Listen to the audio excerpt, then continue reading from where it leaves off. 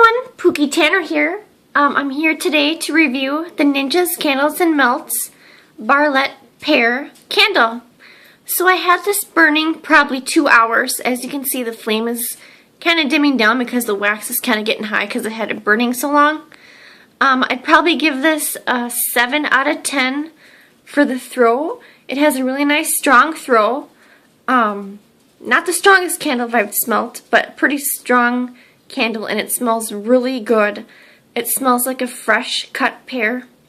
I really like the scent. I had it lit in the bathroom for a while, and then I brought it out in the kitchen, and it really smells up the whole kitchen from this little tin little jar thing.